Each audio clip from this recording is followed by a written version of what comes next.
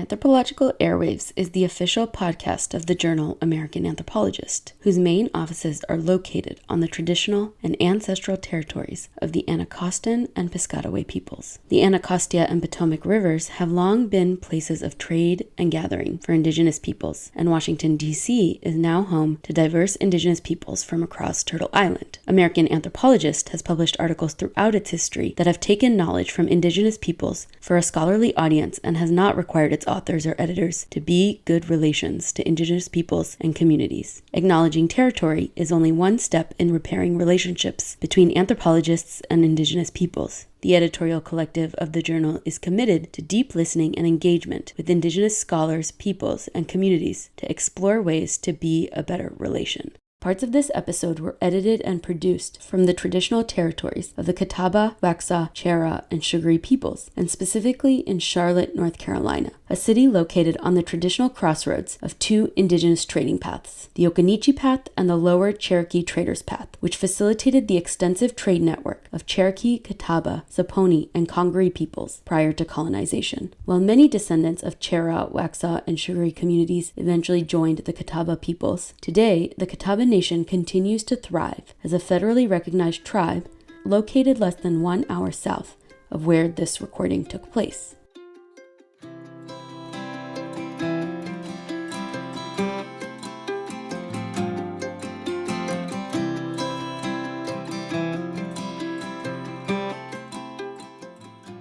Hi everyone, thanks for joining us for another episode of Anthro Airwaves, the official podcast of the journal American Anthropologist. This is episode 5, season 3-ish. My name is Anar Parikh. I'm a PhD candidate in anthropology at Brown University and the associate editor of the podcast at American Anthropologist. I use she, her pronouns, and I'm also the executive producer of this show. As you might remember, last month we wrapped up our crossover mini-series with the fantastic team from Talking Culture. And during the second half of season 3-ish, Anthro Airwaves will be airing some very special guest-produced programming with both new and familiar voices. I'm very excited to introduce today's show, so let's get right to it.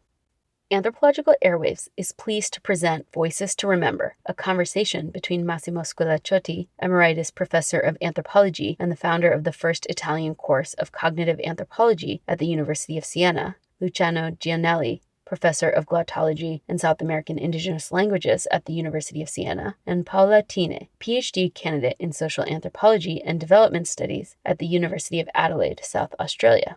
In this episode, Massimo, Luciano, and Paola discuss original audio recordings of the Guna people of Panama collected during the second half of the 1990s and recently digitally archived at the Interdepartmental Center for Studies on Pluriversal America at the University of Cagliari.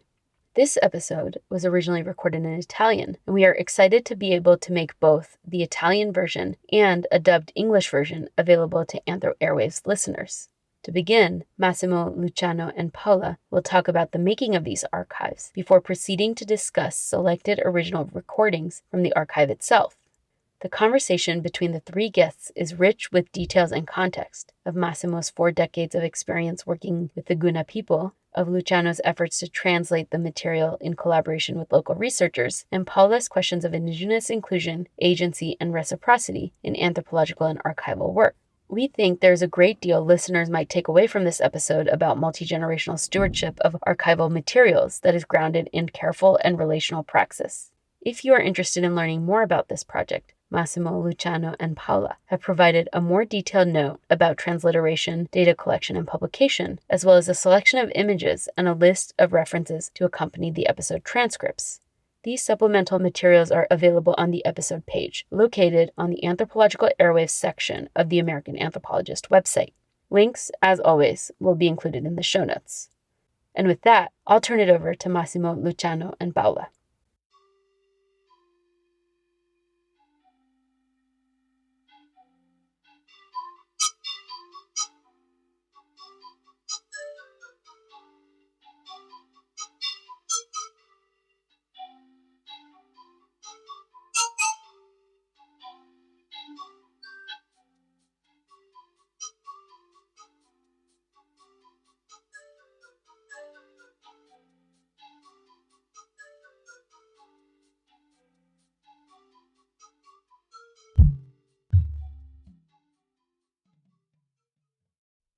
The song that we just heard is entitled Tumbirikeju, or The Breath of Nature.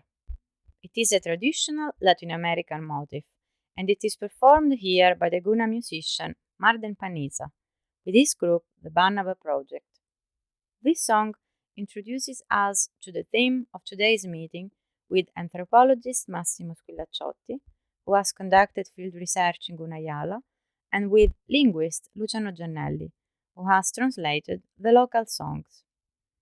In this podcast, I invite them to discuss the importance of the archives storing this precious material, and we will listen to some selected songs of the Guna people on the topic of the haircut and the right of female puberty. Welcome, Massimo and Luciano. To begin our conversation, please tell us about your ethnographic and linguistic research among the Guna people and the history of this archive and why it is so special and important. Il mio primo contatto con la cultura dei Guna è avvenuto negli anni 70. My first contact with Guna culture took place in the 1970s, when I was teaching cultural anthropology at the Faculty of Educational Sciences in the Pontifical Salesian University in Rome. Students attended the course from many parts of the world, and from among them, in 1978, I met a Guna man named Iban Uwagwa. We became good friends, to the point that we even got to know each other's families. Iban prepared his dissertation under my supervision, entitled Guna People Between Two Educational Systems, Analysis of the Most Significant Cultural Expressions and the Risks of Conflict. After graduating in February of 1981, he invited me to his village, Ogupsukun, so that I could meet his family in person and they could meet me. It wasn't long before I was there. Every evening at the local school of the village, I presented the young teachers with something anthropologists had understood and written about their culture. In short, I found myself working with them and for them, and in exchange, they taught me their language. This was only the beginning of our story, of our relations, as collaboration between the University of Siena and the Congresso General della Cultura Guna was established soon after.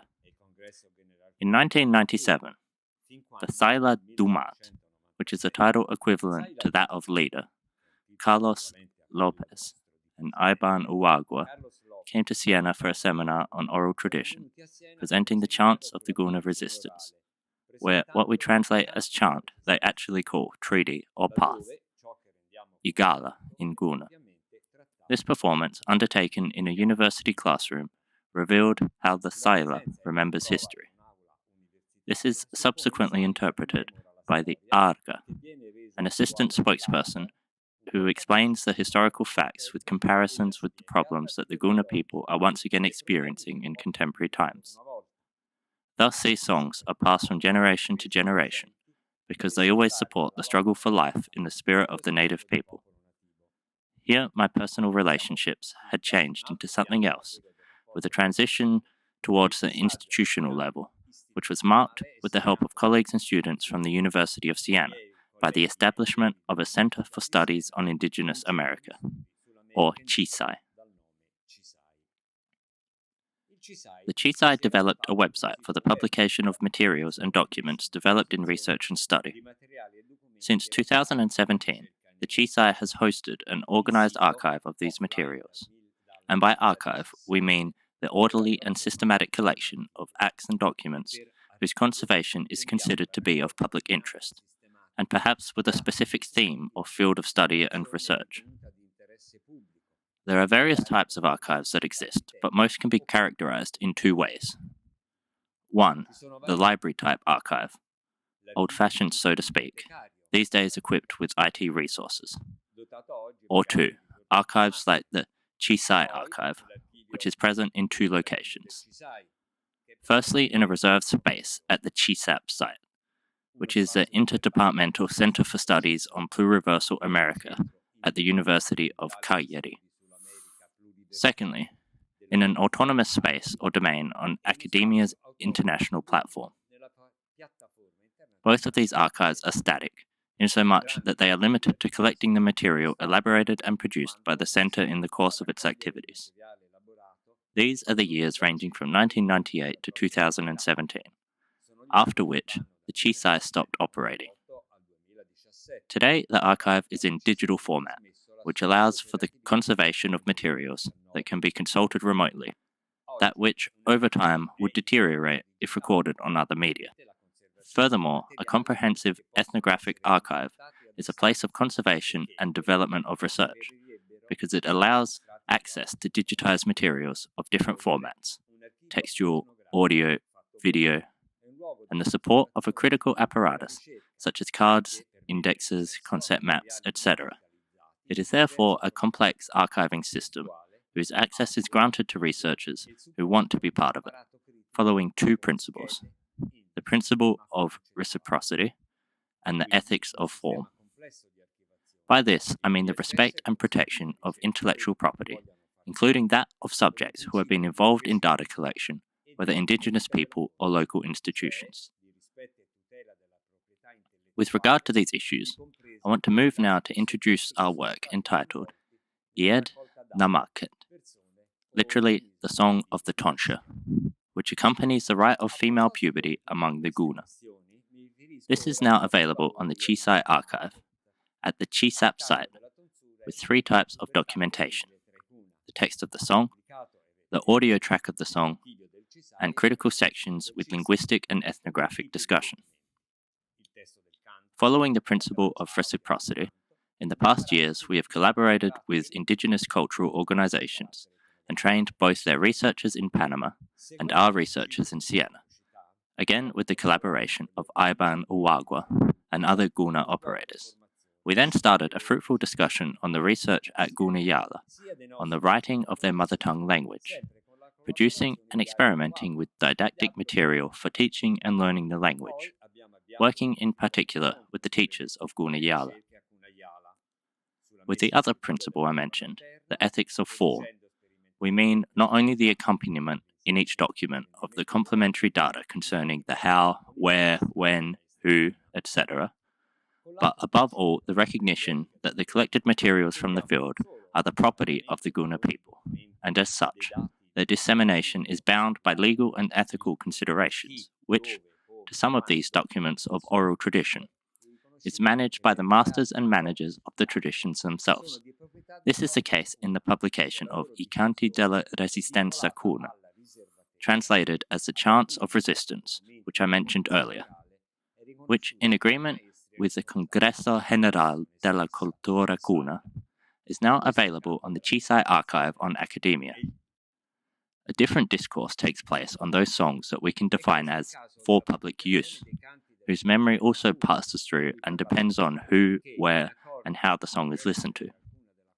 As such, while loyalty to the meaning of the text may be relative, participants can still contextualize it and make sense of it.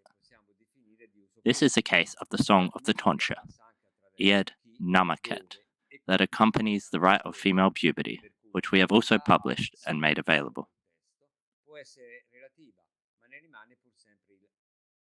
Thank you very much, Massimo. Luciano, would you like to tell us more about the recording of this song?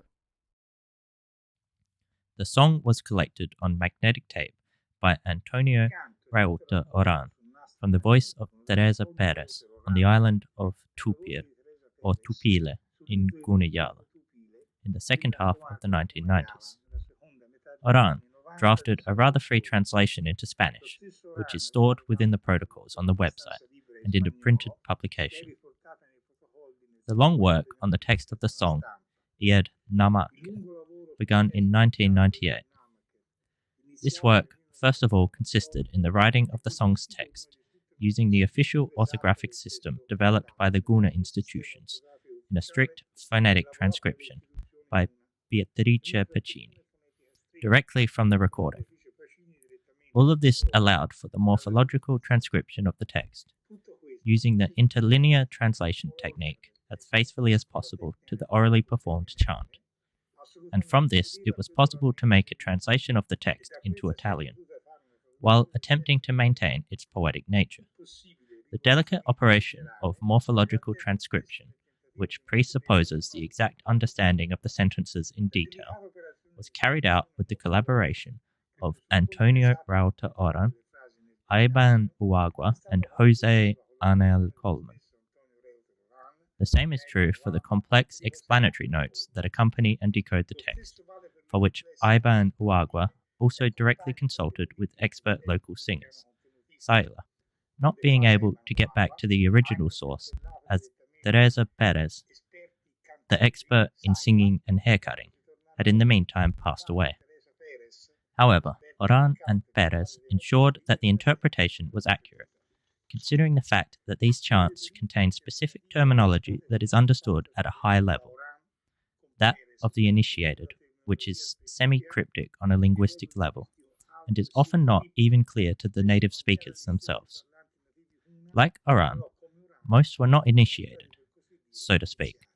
It is well known that the Saila, or the Neled, local doctors or shamans, employ local translators and interpreters, Arga, for their performances.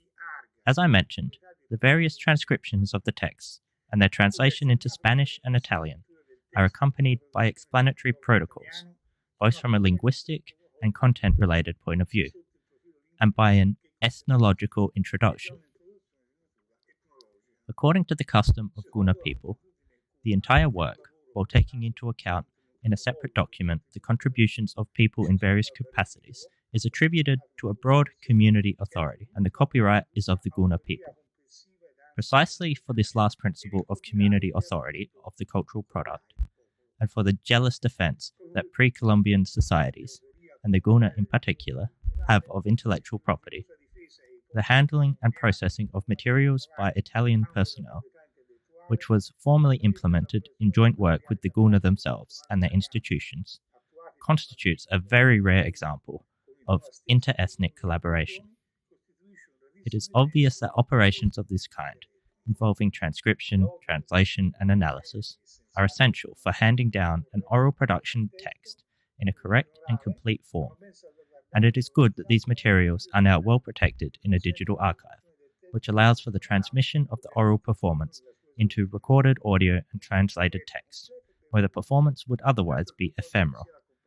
For the purposes of contextualization, it would have been even better if there was accompaniment of a video recording, which unfortunately is not the case. Massimo and Luciano have selected two sequences from the Song of the Tonsure, Jedna Maket. The first excerpt from Chant 8 concerns the actual haircut, and the second excerpt is the final sequence of the ritual, with the chants 12 to 14, in which the narration talks about the passage to the afterlife of the Yid, the haircutter. The ritual of female puberty was witnessed by Massimo in 1981 and 2004 in the village of Ogopsukun in Kunayala, where the rite of passage of female puberty takes place. This ritual involves the female expert in the ceremony entering a hut to cut the girl's hair when she reaches the end of her first menstruation. The operator, Yid, begins with a ceremonial song addressed to the girl, with an invocation to the protective spirit of the rite, and then proceeds with the operation of the cut, addressing the song to the surrounding people and inviting them to participate. The spirit of continuity and renewal of life, which the girl is now representing, is here celebrated and called to assist the operator and bless the rite, to help the village people to connect symbolic meanings expressed in the song with the spirit of life on Mother Earth. Luciano and Massimo, what are the phases of this ritual and what do they mean? Chant 8 represents a crucial moment involving third-person narration of the hairdresser, Iedi, performing the actual ritual with scissors on the girl's hair. The text is actually as if it was in the first person, because Teresa, in addressing the girl, speaks of herself. The other three chants are descriptions of the journey that, imagining herself dead, the Iedi will make on a river to go to the lap of Kamina, in essence the sun, to receive judgment on her adequacy in carrying out her tasks, which include her ability as a hairdresser and her willingness to sacrifice her own duties as a mother to serve the community. The Iedi also repeatedly emphasizes her strength in resisting the intoxication caused by the ritual intake of Ina, a local alcoholic drink, In the narration of the chant, she passes under enormous scissors, which would cut her to pieces if she behaved badly, or in any case not sufficiently in life. But she will ultimately pass unscathed under the scissors. It must also be said that the events staged by the Iedi have a symbolic meaning corresponding to the girl's passage from the condition of a child, Mimi, to that of a woman, Sisqua. Massimo, could you explain some more about the rite itself? The rite of passage takes place in 3 successive movements, which are unitary in their overall development, due to the structure, experience, and participation. These are the entrance into puberty, the haircut by the Iedi, the initiation rite, and the village festival, with the delegation of the final name of the child now considered grown up, or Sisqua. The first moment takes place in the hut of the girl's family, where the men build a small structure called Neidumat, which literally means the hut of the night, consisting of a small fence of reeds that acts as a screen, or surba. Here the girl remains seated on a stool, dressed only in a tunic and showered several times a day, solely in the presence of women. She can eat only in the evenings, while during the day she is allowed to drink a beverage consisting of shredded cocoa, corn, and brown sugar. These limitations underline the passage of status and the new responsibilities that await her as a woman, as related to me by my interpreter, Edilia Stanley. After 4 days, the girl's body is painted with a black vegetable substance called jenipa, and at this point the eldest male of the family can communicate the event to the village by going to the meeting cabin on Maked, Nega, in front of the chiefs or sages, Thaila, and to the other people met along the way while walking through the village carrying a lighted lantern. At this point, and it is the second moment, the performance of the haircut that always takes place inside the hut of the girl's family can start. This is performed by the Iedi, who sings a ceremonial song, Ied Namak. After this rite, preparations begin for the next party, Inatsui, which will take place in the great village hut, Ina Nega. Once the men of the village have finished collecting food and wood, the task of the women is to extract the sugar from the cane and cook it over large campfires to obtain a fermented drink, Ina Gayabit, or Kaibir. On the day of the ceremony and the community feast, this is the third and last moment, all the people converge on the large hut, Ina Nega, where, at the entrance, men and women paint their feet with the Achiote as a sign that in heaven, Kamibe, the protective spirit of the rite, is giving his blessing. During this time, the cantor, the master of the ceremony and specialist in the sound of the flute, dressed in his ritual cap, welcomes the participants with music of flutes and the rhythm of maracas. Once the procession reaches its destination, the cantor, accompanied by other musicians, begins the ceremony by singing a celebration and initiation chant, Kamu Igala, composed of myth and autobiographical stories of creation, of animals, and of resurrection. In the center sit the main female actors, the girl, the female relatives of the girl, and the Iedi. The new girl is introduced to the village with her adult name. After this ceremony, the girl is now considered a woman and is authorized to contract in marriage. The rest of the participants are crowded into the free space, men and women separated, and all of the participants are hit with puffs of tobacco smoke from the musician. At this point, the cantor, always accompanied by the other flautists, concludes the ceremony by ending his song, and a party begins with dancing and drinking. The drink, in a gayabit, is served in 2 mugs of different sizes, called macho and hembra, depending on whether they are intended for a man or a woman.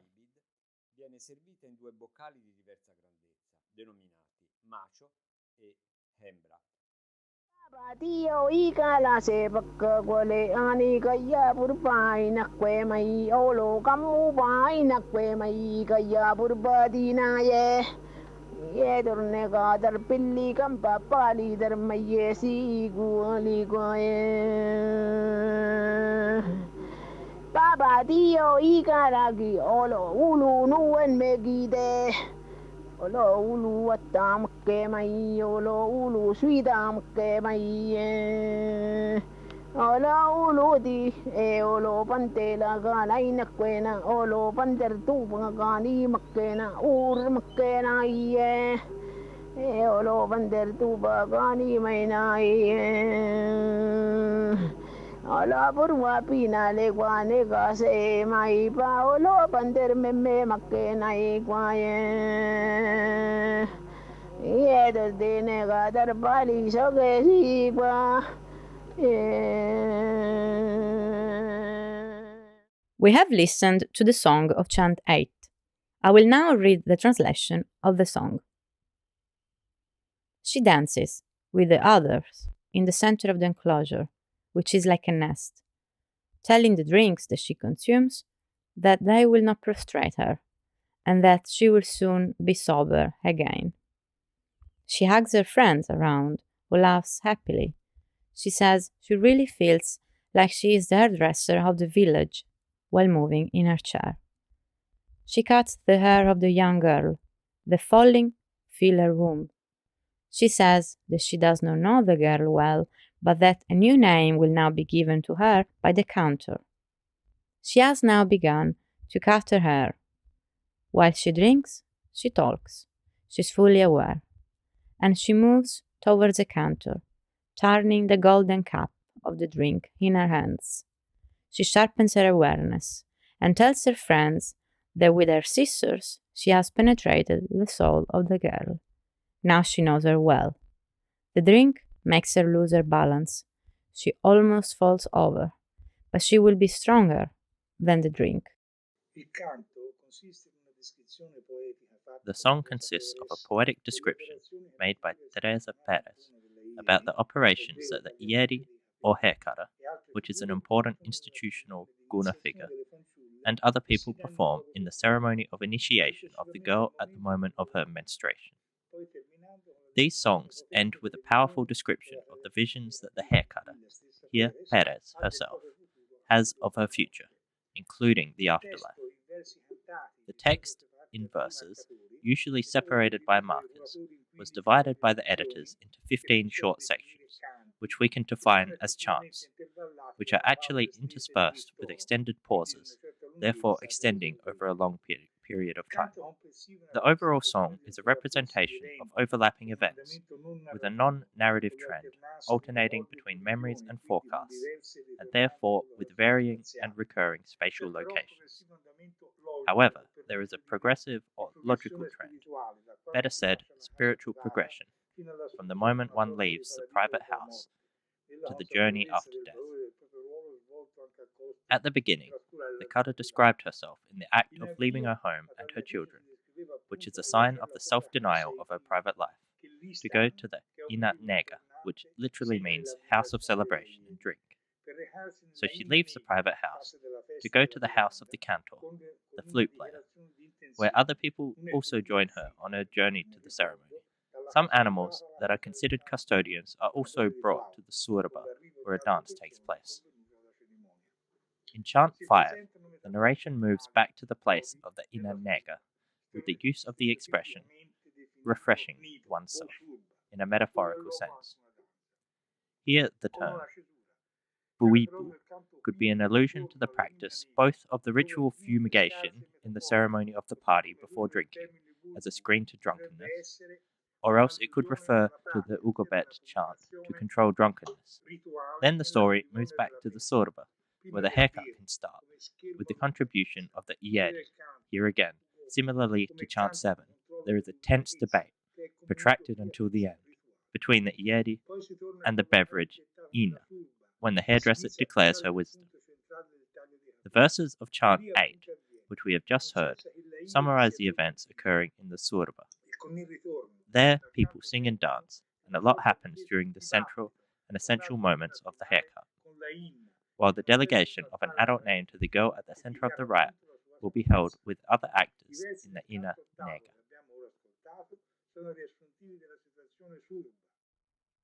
Thank you, Luciano, for explaining the chants. I have a question for you now, Massimo. Could you discuss the cognitive elements involved in the performance of the hairdresser or Iedi? In the initial moments of the performance, the operator addresses the girl in a colloquial tone, and then she talks to the rest of those present in recitative form, explaining the context and situation of the performance of her work. Through this narrative intervention, the operator repeats each time the sequential order of actions in accordance with the performance of the rite, to maintain the golden thread of the ritual, as it were, enacted through her own memory of the song and by her personal performance. In her performance, several crucial elements are combined, including memory, voice, body, and rhythm. While there are several obscure meanings to many of the words that she recites that cannot be taken literally, so they must also be interpreted. There are also structural and cognitive implications of the body, which highlights how the body and the voice play with each other through reciprocal references. In fact, in addition to the individualized performative approach, in the act of remembering and singing about the ritual, the performer also involves the body in the process of remembering, and in this way brings the people listening to perceive the abilities of the kata, which involves both skill and wisdom. The second excerpt concerns the chants 12 to 14, with the passage of the hairdresser to the afterlife. Luciano, please tell us more about this song. With chants 9, 10, and 11, we arrive at the heart of the action, in which there is a spiritual connection to God. When the body of the kata is carried to the cemetery on a boat, also carrying animals and flowers. Then chant 12, the final fight, corresponds to the judgment on the soul of the kata, a judgment that can result in damnation or salvation, where the kata demonstrates her conviction of receiving salvation due to her abundant skills. The kata declares herself adequately skilled, capable of sacrificing her private individual life, aware of her ability not to be overwhelmed by the drink, and knowledge on how to cut hair correctly. She thus affirms having an essential function in the structure of the community. This is why she is not afraid of undergoing judgment, the judgment of the scissors. For the idea that everyone will be judged by the objects she handles, that is, the entities with which she enters into an effective and useful relationship. 8 pairs of silver scissors are suspended above her, threatening her success, but the Iedi passes unscathed under them, proudly shouting that she will not be quartered, and so the scissors stop moving. And having overcome this judgment, she can proceed placidly. These are chants 13 and 14, to the seat of Kamibe, the sun, in a completely golden environment. From a moral point of view, we are faced with the supposition that a collaborative spirit allows for salvation after death, as well as wisdom in life. From chants 13 and 14, we will see a continuation of the journey by water, on a golden boat through a river of gold, while golden bell towers rise with ringing bells, and only a shadow of regret for earthly life. The destination is precisely at Kamibe, the sun, a sort of paradise described in the rest of the verses up to the end of chant 25.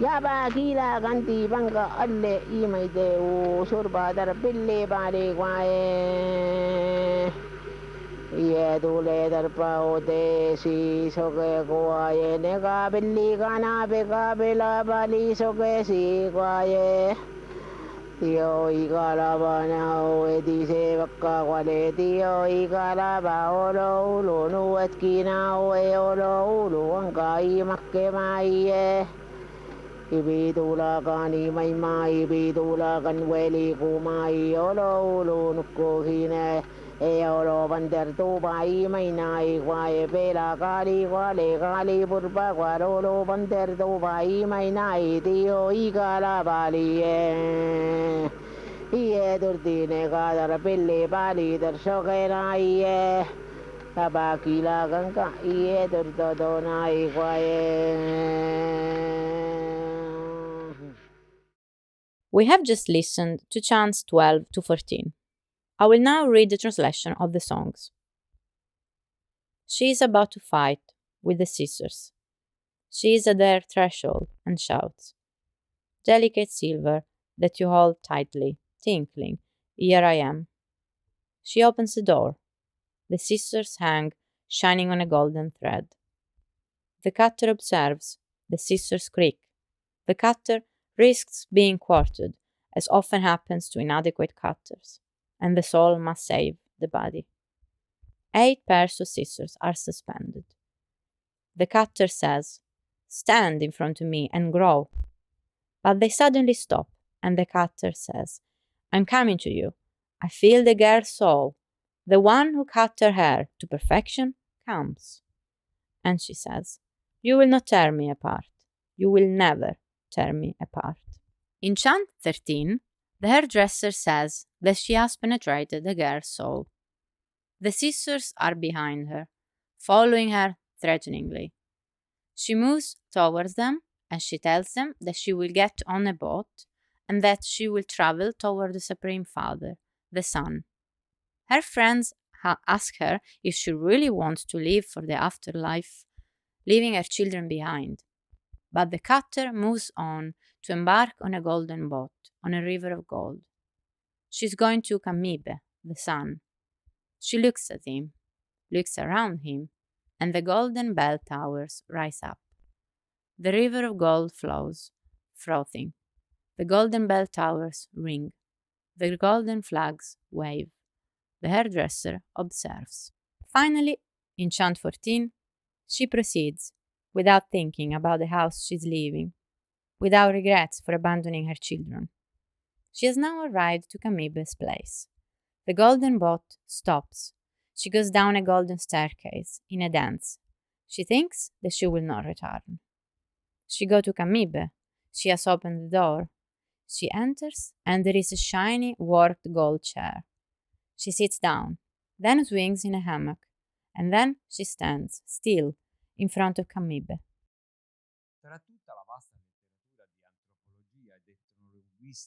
Among the vast literature of anthropology and ethno-linguistics on the Guna, references to the complexity of the rite of passage of puberty are present only in a few texts that refer to the substance of the rite, without any documentation regarding the intervention of the expert woman, as well as the associated chants. However, starting also from the text suggested in the reference section, we can observe some relevant aspects. In the first place, the practice of the rite can vary between one village and another. Secondly, the presence and understanding of material and symbolic elements present in the tradition of the rite are being lost over time, which is increasingly assuming the value of a mere social celebration. Some examples of these variations, and bearing in mind our ethnographic experience in 1981 and 2004, are the presence of ritual objects in the girl's enclosure, the surba, such as a model of a canoe, and the use of a spoon with which water can be sprinkled over the girl's body. Also, water being supplied by the participating women 8 times each. Also, contributions to this supply of water, with a certain quantity treated with perfume substances that are said to regenerate the body of the girl. The girl's mother painting her daughter's body with a black vegetable substance after 4 days of seclusion, and the mother herself cutting her hair in the presence of other women in the family. In light of these considerations, it is good to recall some general observations on cultural dynamics, such as the dialectic process of modernization and transformation due to the presence of acculturation and deculturation phenomena, as well as the traditionalization of culture for the social action carried out by the Sila, in favor of the conservation and transmission of tradition. The freedom allowed to the cantor to introduce personal and situational elements and references into the song, even if not present in the song itself, as inherited and learned from their master. And every performance of a song, even more so with songs with a ritual value, are always contextualized. That is, the cantor keeps in mind the context in which it is expressed. Specifically, the song Ied Namaket sees the Iedi in a movement that goes from their personal history to the assumption of elements of culture, linked both to the specific function and the underlying symbology. Here I highlight some of these symbolic aspects of the rite and of the song, such as the presence of a model canoe in the surba and of the boat in the song of the ieri, as symbols of the passage of time and life's condition. In the first case, as a girl becomes a woman, and in the second case, from a mother of a family to an expert woman responsible for cutting on behalf of the community. Again, the use of painting the face or the body with black color, obtained from the juniper berry, derives from warrior tradition of obscuring the face and thus frightening the opponent. And, when transferred to the rite of puberty, the painting of the girl's body underlines the courage with which the girl herself must meet her new condition as a woman.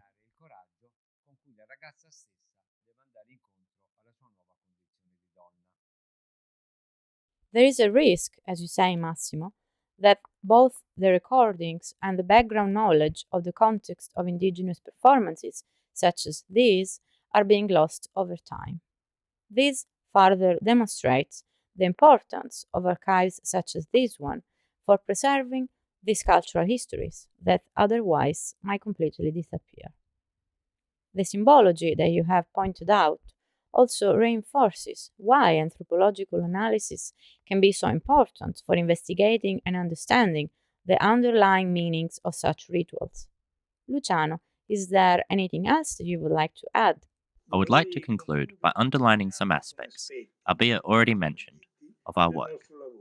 In the first place, the songs collected by us include the ritual section that the ieri must perform in the girl's heart. This is the second moment of the entire rite, and through the songs we are carried from the initial invocation at the surba, next to the haircut, and through to the conclusion of this moment of the initiation rite.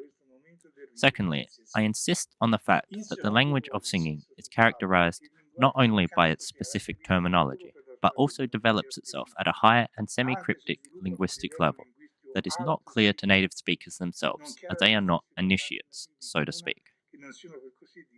Finally, I remember that the publication of our work is copyright of the Guna people, precisely because of the way the work was carried out and controlled, and because the property is and remains, in fact, of the Guna people.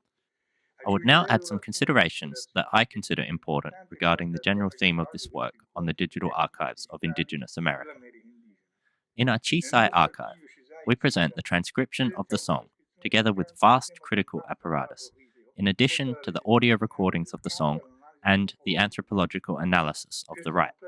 This complex work is necessary for its archiving, and starts from the paradigm that the analysis of the text needs reference to its context of execution to be understood and interpreted, with awareness that text and context are not autonomous and undifferentiated elements, but instead have a relationship between them that makes each individual performance specific. Thus, the representation of an event that is to be returned to an external eye is based precisely on the assumption in the analysis of the three terms of the relationship: text, context, and outline. And this is a perspective already indicated and used by Gregory Bateson. Otherwise, the anthropologist's analysis is misled, and the interpretation he gives of it becomes a fiction that is a staging, and not a representation of the event in question. Fiction that is proposed as real because it becomes true, according to the adopted perspective. With Luciano and Massimo, we have addressed the importance of digital archives and their networking in compliance with the many ethical and methodological principles that the use of field research entails. During these reflections, we also had the opportunity to discuss the traditional rite of the Guna people of Panama, the Iedna Maket, or Song of the Tonsure, in the rite of female puberty, performed by the expert woman, both with singing and with the actual intervention of the haircut. Thus, numerous questions emerged related to the difficult translation of the songs, to their interpretation, and more generally, to making this material available to other researchers. In so doing, we have stressed the importance of context and interpretation. Thanks again, Massimo and Luciano, for this conversation, to Josh Smith for his translation, and to everyone that has listened to this podcast today.